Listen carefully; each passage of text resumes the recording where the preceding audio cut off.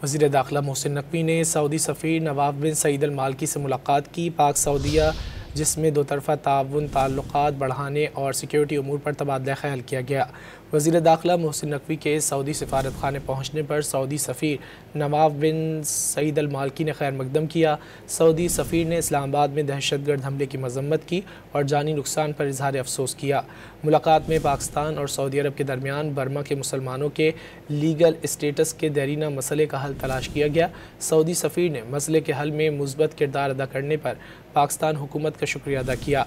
इस ज़मीन में बाज़ाब्ता मुआहदे पर आइंदा हफ्ते सऊदी अरब में दस्तखत मुतवक्के हैं। सऊदी सफ़ीर ने पाकिस्तान के आवाम से कहा, गहरे ताल्लुकात पर फ़ख्र है।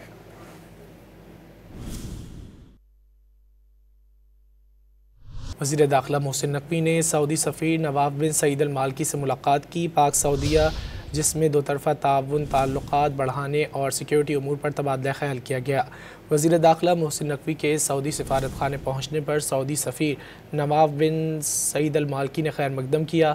सऊदी सफ़ीर ने इस्लामाबाद में दहशतगर्द हमले की मज़म्मत की और जानी नुकसान पर इजहार अफसोस किया। मुलाकात में पाकिस्तान और सऊदी अरब के दरमियान बर्मा के मुसलमानों के लीगल स्टेटस के देरीना मसले का हल तलाश किया गया। सऊदी सफ़ीर ने मसले के हल में मुस्बत किरदार अदा करने पर पाकिस्तान हुकूमत का शुक्रिया अदा किया। इस ज़मीन में बाज़ाब्ता मुआहदे पर आइंदा हफ्ते सऊदी अरब में दस्तखत मुतवक्के हैं। सऊदी सफ़ीर ने पाकिस्तान के आवाम से कहा, गहरे ताल्लुकात पर फ़ख्र है।